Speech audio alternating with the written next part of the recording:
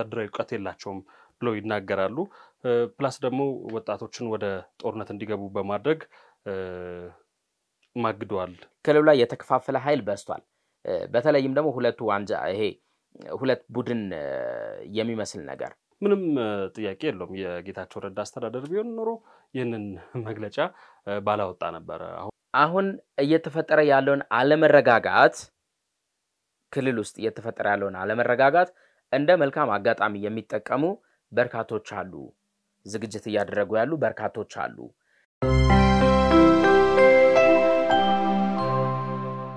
እንዴት ሰምታችኋል ከሐሳብ ሚዲያ ሐሳብ ዴይሊ ተጀምሯል በዛሬው የሐሳብ ዴይሊ ሰዓታችን መነጋገሪያ ከሆኑ ጉዳዮች መካከል እኛም እንድንነጋገርበት የተለያዩ መረጃዎችን ያጠናቀርንበት ርዕሰ ጉዳይ ይዘን መተናል ይድነቅና ያልፋልነን አብራችሁ እንድትቆዩ በክብር ጋብዘናል ይድነ እንዴት ቀረምክ እግዚአብሔር ይመስገን ደህና ነኝ ሳምንቱ እንዴት ነበር አንተ ጋር ሁሉ አሪፍ አንተ ጋርስ ቆንጆ ነበር በጣም ዛሬ ዋነኛ ጉዳይ እናነሳለን ዋና ጉዳያችን እዛው መቀሌ አካባቢ ይወስደናል በተለይም ደግሞ አንዳንዴ ሐሳቦች መጥራት አለባቸው ያው ሐሳብ ሚዲያም አይደለ ሐሳብ ዴይሊም አይደለ ሰዓታችን አንዳንዴ መጥራት ያለባቸው ጉዳዮች አሉና እነሱ መጥራት ያለባቸው ጉዳዮች የትኞቹ ናቸው የሚለውን መራርጠን እናነሳለን ዛሬ በዋናነት የምንመለከተው አንድ ጉዳይ አለ የዜናዎች እየተሸራሸሩ ይገኛሉ ከዛም ከዚህም ምንድነው እየተባለ ያለው እርግጥ የሆነው መረጃ የቱ ጋር ነው ያለው የሚለውን በሰፊው እናነሳለን ከዛ ቀደም አድርገን እንደወሌው ደግሞ ጉሮሮ መንጠራርግበትን ጉዳይ እናነሳለን አው የማማወቂያ ጉዳዮች አሉ ከዛ ቀደም ብለን የምንመለከተው ሰሞንኛው የቀይ ባህርን ጉዳይ በተመለከተ ከዚህም የሚነሱ ጉዳዮች አሉ ከነዚህ መካከል የግብፁ ፕሬዝዳንት አብዱል ፈታህ አልሲሲ እና የኤርትራው ውጭ ጉዳይ ሚኒስቴር ኦስማን ሳሌህ የቀይ ባህር ወሰን የሌላቸው ሀገራት ተሳትፎ እንደማይቀበሉ ገልጸዋል አሁንም በተደጋጋሚ ግብጽ በኢትዮጵያ ጉዳይ በኤርትራ እንዲሁም ደግሞ የአፍሪካ ቀንድ እንዳይረጋጋ ያደረገች ትገኛለችና ከዚህ ጉዳይ ጋር በተያያዘም አሁንም ከኤርትራው የውጭ ጉዳይ ሚኒስቴር ጋር ውይይት ማድረጋቸው ተገልጿል በዚህ ውይይታቸውም ቀይ ባህርን መጠበቅና ማስተዳደር በዋናነት የባህሩን ድንበር ተጋሪ ሀገራት ተግባር እንዲሆንም በማሳሰቢያ ሰጥተዋል ማለት ነው ሁለቱ ባለስልጣናት ትላንት መጋቢት 14 ቀን 2017 ዓ.ም በካይሮ በተለያዩ ጉዳዮች ላይ ውይይት ባደረጉበት ነው ይህንን የተነጋገሩት ተብሏል በውይይቱ ወቅት የግብጽ የውጭ ጉዳይ ሚኒስቴር ባድር አብደላቲና የሀገሪቱ የደህንነት ሹም ሜጀር ጀነራል ሐሰን ረሺድ መገበኘታቸውን የተለያዩ ዘገባዎች አመልክተዋል አሁን ይህ ጉዳይ ምን ያሳያል ለሚሉ እንደሚታወቀው ኢትዮጵያ አሁንም የባህር በር የማግኘት ፍላጎቷን በጣም ማጠናከር የቀጠለችበት ሁኔታ ነው ያለው በተጨማሪም ደግሞ የቀይ ባህርን ጉዳይ ኢትዮጵያ በሰላማዊ በሆነ መንገድ ለማግኘት የምታደርገውን ጥረት ለማደናቀፍ ግብጽ ኤርትራ ሂደቶችን ያከናወኑ ይገኛልና ይሄኛውም ሂደት የዚህኛው አካል ነው ተብሏል እንግዲህ በዋናነት የተገናኙበት ጉዳይ አጀንዳ የዚህ የቀንዱን ሀገራት ጉዳይ የቀንዱን ቀጠና ነገር ለመነጋገር ነው የሚል ነበር እንግዲህ ያው የቀንድ ሀገራት ላይ ማን እንዳሉበት ይታወቃል እኛንም ሊያካትት የሚችል የሚገባ አይነት ጉዳይ ነበረ ነገር ግን ሁለቱ ሀገራት በዛ መልኩ አልተገናኙም ይቻላል በዲፕሎማሲያዊ መንገድ ይቻላል አንድ ሀገር ከሌላ ሀገር ጋር ይሄ ኦፊሻላዊ የሆነ ግንኙነት ማድረግ ምድራዊ መብቱ ነው እንደሚታወቀው እንግዲህ ግብጽ ለምን ማነች ኤርትራ ለምን ተገናኘት ከግብጽ ጋር ምናምን አይደለም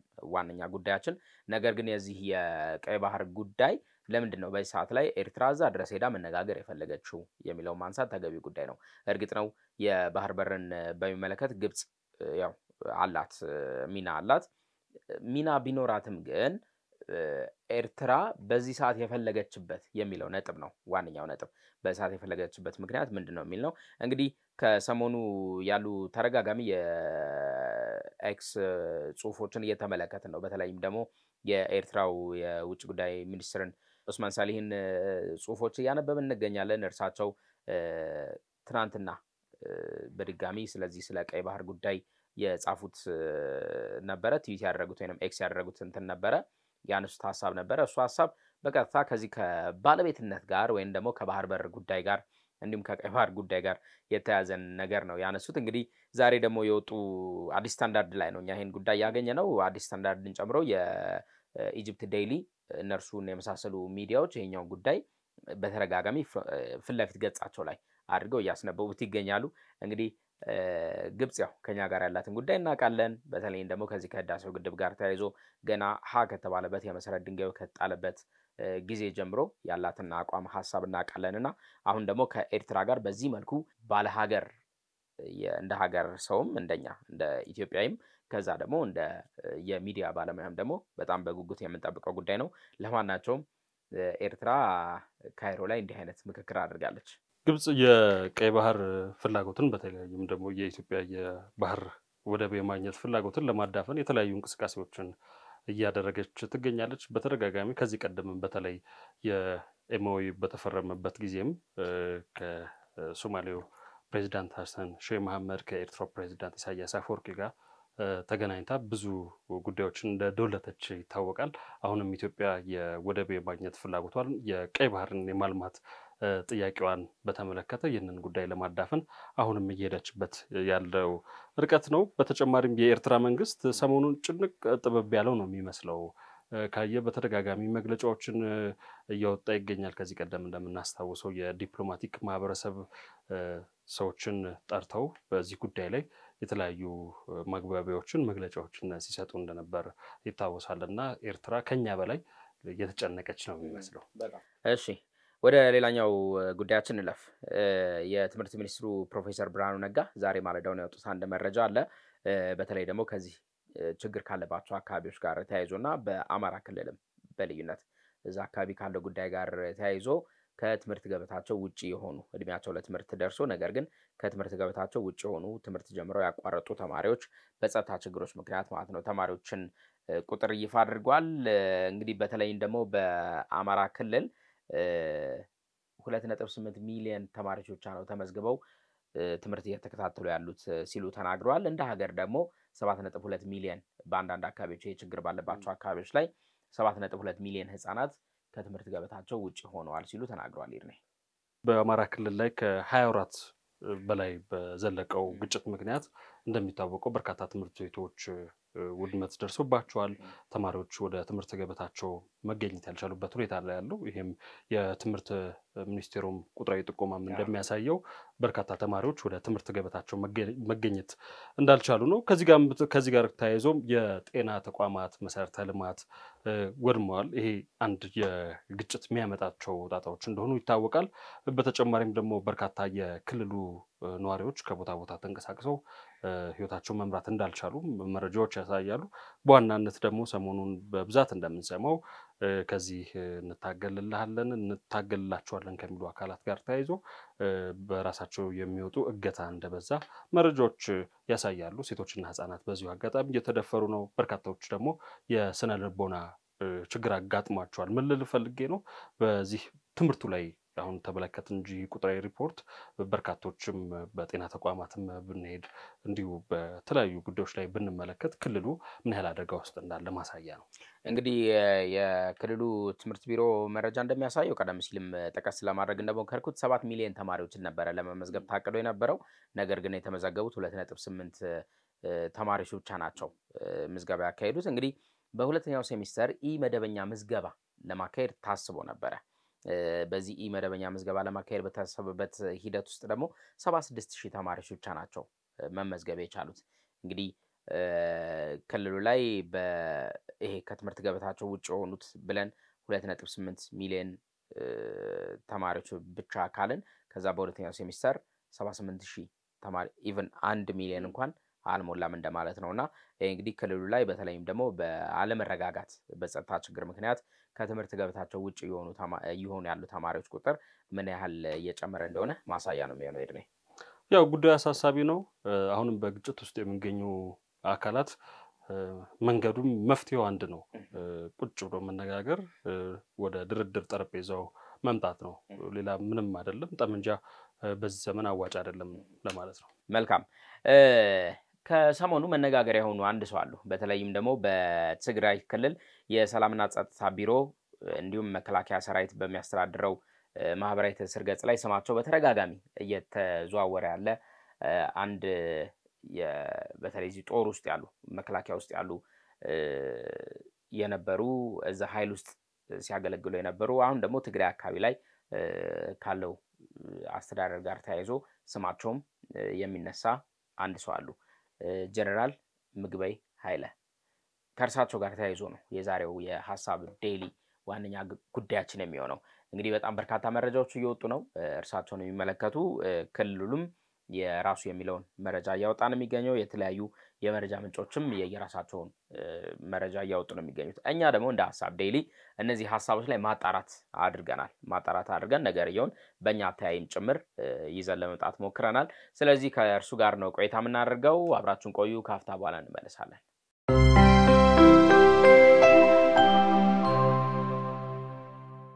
እሺ ሂርኔ ተመልሰናል። ሀሳብ ዴይሊ እየተከታተላችሁ ስለሆነ ከልብ እናመሰግናለን ተመልካቾቻችን። እንግዲህ የብርጋዴር ጀነራል ምግበይ ኃይለ ከእርሳቸው ጋር ተያይዞ ሰሞኑን እየወጡ ያሉ መረጃዎች አሉ። አንተም በሰፊው ተመልክተው ነበር ባለፈው ሳምንት ላይ። በተለይም ደግሞ በአማራ ክልል እየተንቀሳቀሰ ከሚገኘው ከፋኖ ቡድን ጋር ተያይዞ የእርሳቸው ስም በጣም በተደጋጋሚ እየተነሳ ነውና የሚገኘው እንደው ያሉ መረጃዎች ምንድናቸው የሚለውን እስቲ ገረፍ እናድርግ። ያው በዋናነት ጀነራል ምግበይ ከፋኖ ኃይሎች ጋር ዘመቻ አንድነት በሚል አሁንም ግጭት እየጠመቁ እንደሚገኙ ነው። በተለይም ቅዳሜ አመሻሽ አካባቢ ይቅርታ 40 አመሻሽ የኢትዮጵያ መከላከያ ሰራዊት በመግለጫው ያስታወቀው ማለት ነው። የጉዳይ በርካቶችን መነጋገር ያድርጓል። በርግጥ ህወሓትና ፋኖ ከዚህ ቀደም አብረው እየሰሩ ነው አይደለም የሚለውን ነገር ማሳያ ነው አይደለም የሚሉ ሰዎችም ከዚያ መነሳት ጀምረዋል። እንደሚታወቀው ሰሜናዊ ጥምረት በሚል ፋኖና የህወሓት ኃይሎች ጥምረት እንደፈጠሩ ይታወቃል። የዚህ አካል እንደሆነም የሚናገሩ ሰዎች አሉ። በዚህም ምክንያት ዘመቻ አንድነት በሚል የተለያዩ ወጣቶችን በማደራጀት የፌደራል መንግስቱ ላይ ጥቃት ለመክፈት በዝግጅት ላይ በነበረበት ወቅት የኢፌዴሪ መከላከያ ሰራዊት የማያዳግም እርምጃ በመውሰድ ደምስሻለሁ ማለቱ ነው የተዘነጋው። ከዚሁ ጋር ተያይዞም ጀነራል ምግበይ ኃይለ ማናቸው የሚለውንም እዛው የመከላከያ ሰራዊት ከዚህ ቀደም የነበራቸውን ባክግራውንድ በማንሳት ሰውየው በምን ያህል መንገድ እንደመጡ አሁንስ ምን እያደረጉ እንደሆነ የሚያሳይ መግለጫ አውጥቷል። እንግዲህ ከመከላከያ ሰራዊት እነዚህን አይነት መረጃዎች ሲያወጣ የራሱን ማስረጃዎች ጭምር ይዞ ነው የሚያወጣ የነበረው። ነገርየው በጣም መነጋገሪያ ሆኖ ነበር የቀጠለው። ምክንያቱም እርሳቸው ጀነራል ምግበይ እንደው መነሻቸው ምንድን ሆነና ነው ወደዚህ አይነት ጥምረት ውስጥ ለመግባት የፈለጉት ፕላስ ከፍ ያለ ጥቃት እየሰነዘሩ እንደሆነም ጭምር መከላከያ ሰራዊቱ በዚህ በጥምር በመሰረቱት ኃይል አማካኝነት መከላከያ ሰራዊቱ እንዳወጣው መረጃ ጥቃት እያደረሱ ነው ብሏል። እንግዲህ እንደ አንድ ሀገር ልታምን የምትችለው አካል አለ አይደለ? እንደ ዜጋ ልታምን የምትችለው አካል አለ። ልናምን የምንችለው እኛ በዚህ ሰዓት ላይ ኦፊሻል ላይ የተቀመጠ አካልን ነው። ይሄ ደግሞ ኦፊሻል የተቀመጠው አካል የመከላከያ ሰራዊት ነው። አዎ። ስለዚህ የመከላከያ ሰራዊት ያወጣውን ይሄንን መረጃ እንያዝና ክልሉ ላይ እስካሁን እየሆነ ያለው ነገር ምንድነው? አሁንስ እየሆነ ያለ ነገር ምንድነው? የሚተነበዩስ ነገሮች ምንድናቸው የሚሉትን ነው የምናስከትለው። እንግዲህ አሁን ክልሉ ላይ ከዚህ በፊትም በነበሩት የሀሳብ ዴይሊ ተደጋጋሚ ሰዓቶቻችን እያነሳ ነው ነበረ፣ ቀናቶች እያነሳ ነው ነበረ።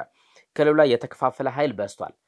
በተለይም ደግሞ ሁለት ቡድን የሚመስል ነገር ይፋዊው የጊዜያዊ አስተዳደር ብለን የጠራ ነው በአቶ ጌታቸው ረዳ የሚመራው አስተዳደር አለ። ከዛ ደግሞ አሁን ከመጋቢት 1 በኋላ ስልጣን በኃይል ለመቆጣጠር እየሞከረ ያለ ክልሉን ነኝ ማስተዳድራው እያለ ያለ አካል አለ እንደምናውቀው። ከዛ ደግሞ እንግዲህ አሁን ይሄ ከስር እየተፈጠሩ ያሉ ሌሎችም አሉ እንደማለት ነው። አሁን የሚያመላክተን ነገር ያ ነው። እርሱን እዚህ ጋር እናስቀምጠውና ክልሉ በእንደዚህ አይነት ሁኔታ ላይ በሚገኝበት ሁኔታ የመከላከያ ሰራዊት አሁን ስማቸውን ያነሳቸው የጀነራል ምግበይ ጉዳይ በቀላል ሊታይ የሚገባው አይደለም። ከዛሬ 3 ዓመት በፊት የሆነው ነገር እናውቃለን። ሀገሪቱ ላይ የሆነው ነገር እናውቃለን። ከዛ ደግሞ ልክ ከ20 ወራት በፊት የተፈጠረው በአማራ ክልል ላይ የተፈጠረው ነገር እናስታውሳለን። ከዛ አሁን ደግሞ እየሆነ ያለው ምንድነው የሚለውን እናነሳለን። አሁን እርሳቸው ይህንን የማድረጉን አቅም ከየት አመጡት?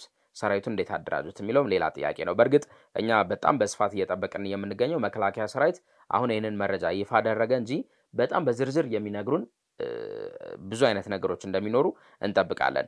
እንግዲህ ይሄ ከተባለ በኋላ ይርኔ የክልሉ ሰላምና ጸጥታ ቢሮ መግለጫ አውጥቷል። ምንድነው መግለጫው የሚለው? የመከላከያ ሰራዊት ያወጣውን መግለጫ የሚያስተባብል አይነት መግለጫ ነበር ያወጣው።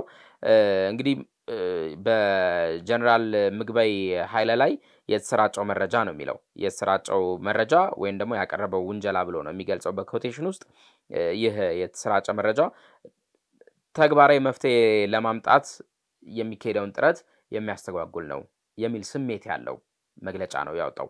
በእርግጥስ መከላከያ ሰራዊት ተግባራዊ የሚደረጉ የሰላም መንገዶችን ለመምረጥ የሚቀድመው አለ ወይ? እርሱ አይደለም ወይ ይሄን ኃላፊነቶች የሚወስደው?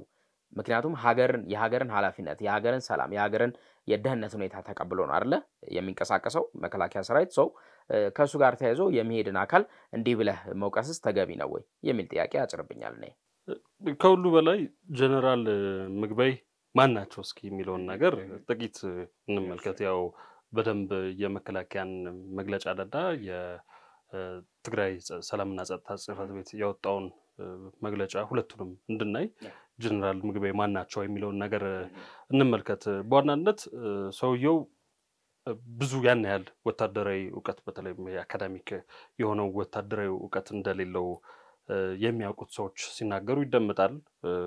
ወታደራዊ ዕውቀት የላቸውም ብለው ይናገራሉ። ፕላስ ደግሞ ወጣቶችን ወደ ጦርነት እንዲገቡ በማድረግ ማግደዋል። በዛም ምክንያት በተለይም ደግሞ በሰሜኑ ጦርነት ጊዜ ያፈገፈጉ ወጣቶች እንዲረሸኑ ያደረገበት ሁኔታ አለ የሚል መረጃዎችን ስመለከት ነበር። በተለይም ደግሞ የትግራይ አንዳንድ አካባቢዎችን የትግራይ ርስትን አስመልሳለሁ በሚል ጦርነት ሰብቆ እንደነበር መረጃዎች ያሳያሉ። ከዚህ ቀደም ከፌደራል መንግስት ኃይል ጋር ተዋግቶ ነበር ከሰሜኑ ጦርነት በኋላም የትግራይን ርስት እናስመልሳለን በሚል በዛም ምክንያት በርካታ ወጣቶች ሲሳይ እንዳደረገም ተሰምቷል። ፕላስ ደግሞ በዚህ ጦርነት ተሳታፊ የነበሩ ወጣቶችን እንደረሸነ መረጃዎች ያሳያሉ።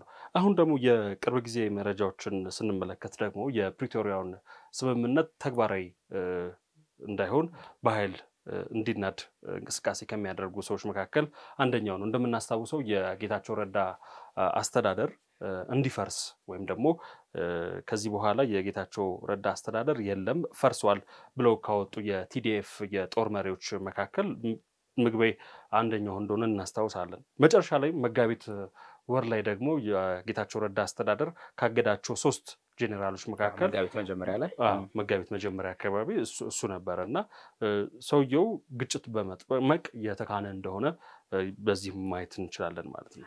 እንግዲህ የክልሉ ጸጥታ ቢሮ አሁን በእርግጥስ ጥያቄ የምናነሳውኛ ይርኔ አሁን ክልሉ ላይ ይሄ እየተቀሙ ያሉ ቁልፎች በርክተዋል።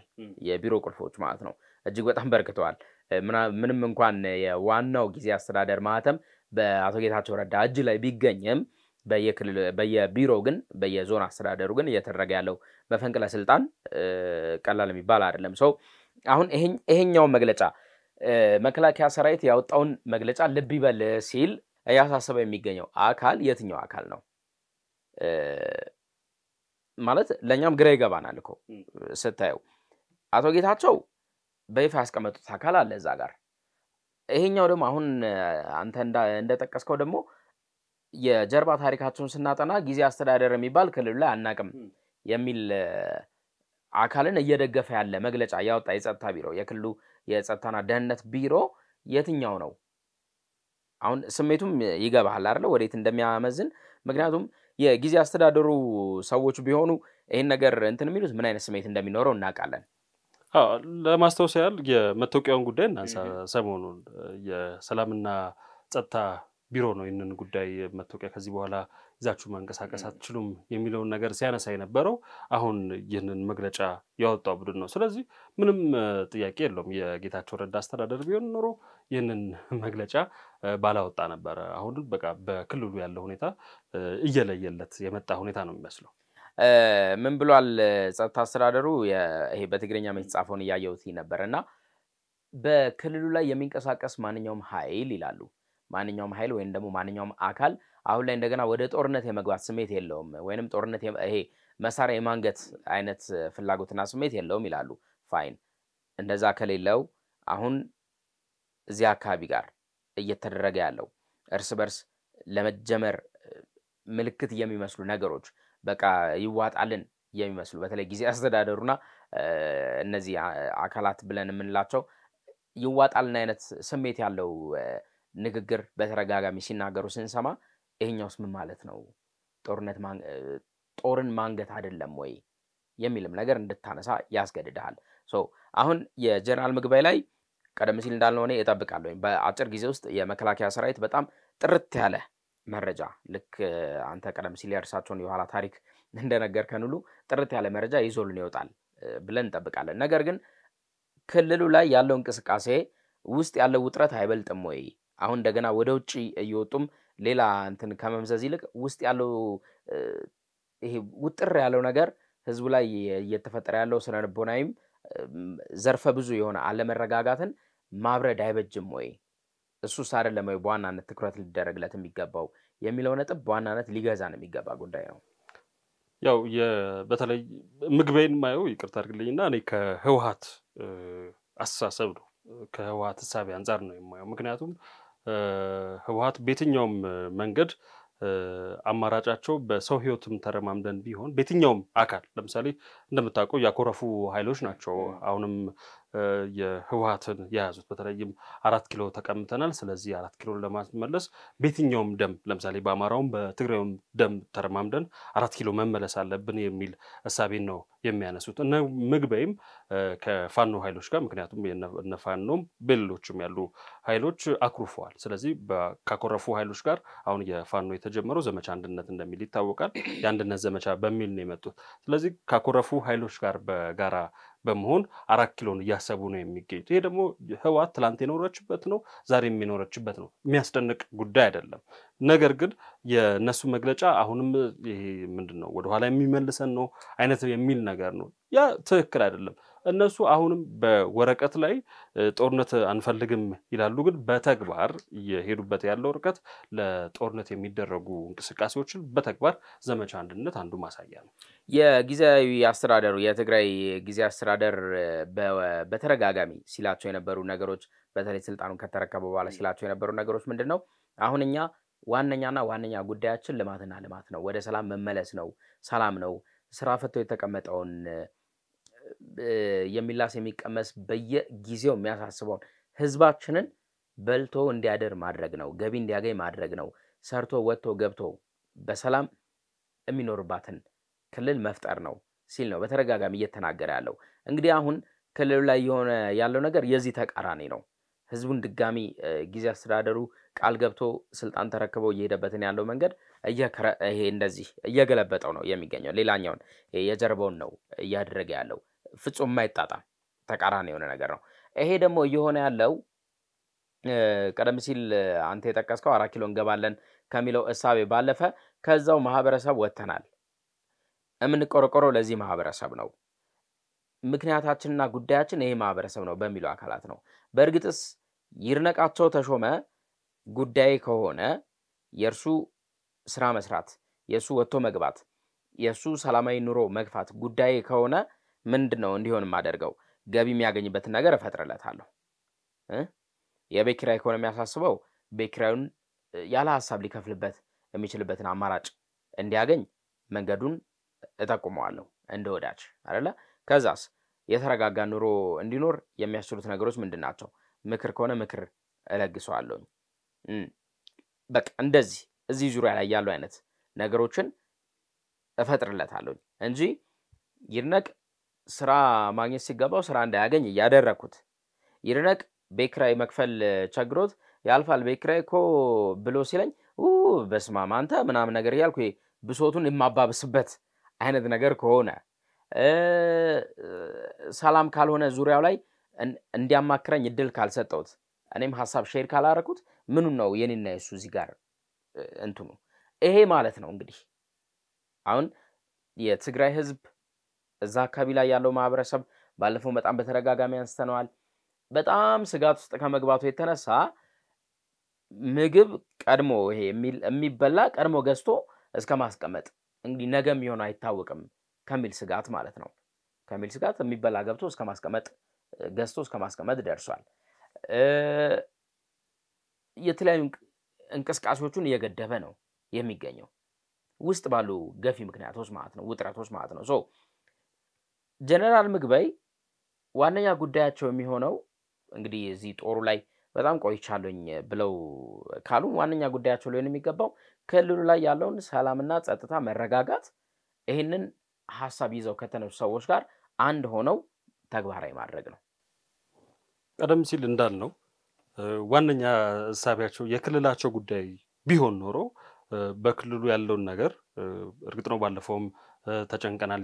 የክልሉ ያለው ሁኔታ የፕሪቶሪያው ስምምነት ተግባራዊ ያልተደረገም የጌታቸው ረዳ አስተዳደር ስራውን በአግባቡ እየሰራ አይደለም የሚል መግለጫ ባላወጡ ነበረ። ምክንያቱም አለፍ ያለው ሀሳባቸው ከትግራይ ክልል አልፎ ወደ ፌዴራል መንግስቱ ከትግራይ ክልል አልፎ ሀሳባቸው ሌላ ኢትዮጵያን የማተራመስ እንቅስቃሴ እንደሆነ አንዱ ማሳያ ነው።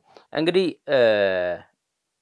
ባለፈው ልክ ወደ ግንቦት 8-9 አካባቢ ላይ ማነው መጋቢት 8-9 አካባቢ ላይ አቶ ጌታቸው ረዳ ካወጧቸው መግለጫዎች መካከል ወይንም ከሰጧቸው ቃላት መካከል አንዱ ምንድነው የሚለው አሁን እየተፈጠረ ያለውን አለመረጋጋት ክልል ውስጥ እየተፈጠረ ያለውን አለመረጋጋት እንደ መልካም አጋጣሚ የሚጠቀሙ በርካቶች አሉ፣ ዝግጅት እያደረጉ ያሉ በርካቶች አሉ ሲሉ ተናግረዋል።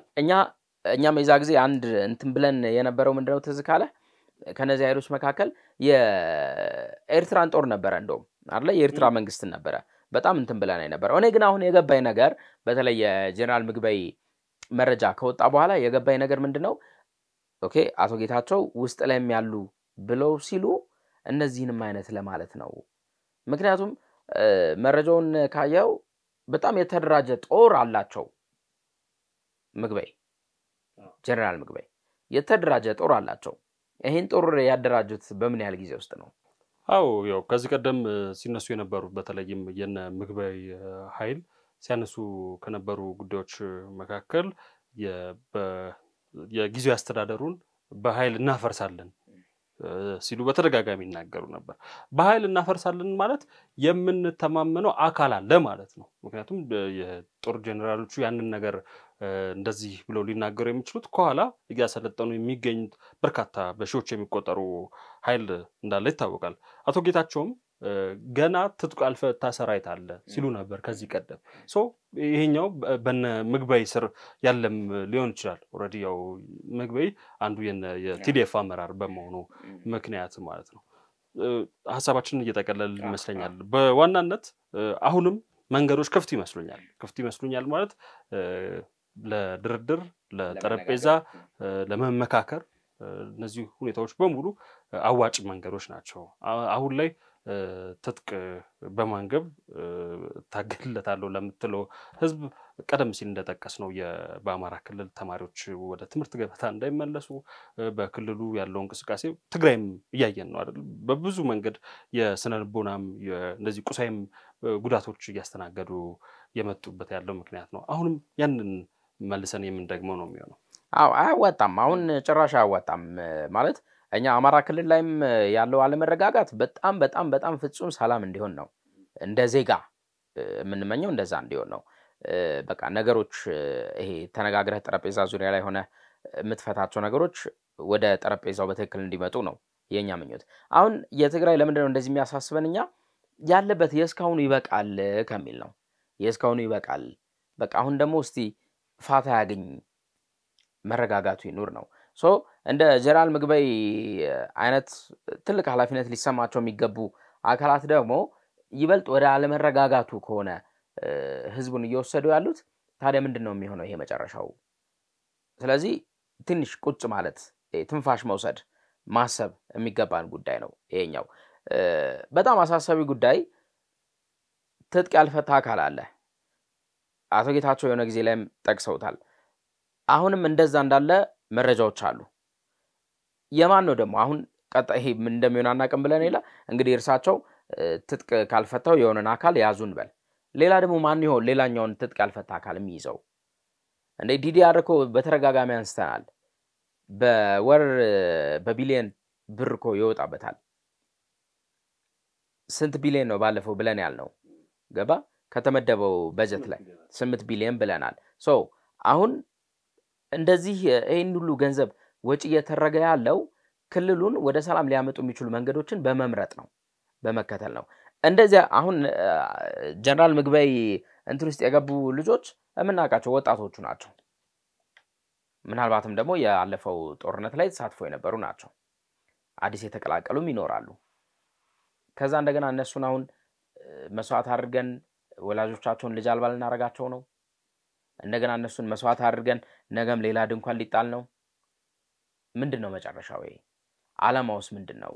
ሰሞኑን በዚህ ሶሻል ሚዲያ መንደር ላይ አንድ ወጣት እየተመለከትኩ ነበር። የትግራይ ወጣት በሰሜኑ ጦርነት ወቅት መጀመሪያ የነበረውን ፎቶና ከዛ በኋላ የነበረውን አካላዊ ገጽታ ያየው ነበር። በጣም በሚያሳዝን ሁኔታ ተቀያይሮ ነበር። ማለት አንዳንዴ ያው ካልፋል ነው፣ ግን በህይወት ኖረ ራሱ ሞትን የሚያስመኙ ሁኔታዎች አሉ። የልጁን ስትመለከት አካላዊ ገጽታው ተቀያይሮ የነበረበት ሁኔታ በጣም የሚያሳዝናል። ይሄ አንዱ ጦርነት አስቀያሚ የሆነው ነገር ነውና እስኪ ቆም ብሎ ያስቡ ነው ማለት የምንችለው። መልካም ውድ የሐሳብ ሚዲያ ቤተሰቦቻችን በሐሳብ ዴይሊ ሰዓታችን የዛሬ ጉዳያችን ይመስል ነበር። ስለተከታተላችሁን ከልብ እናመሰግናለን።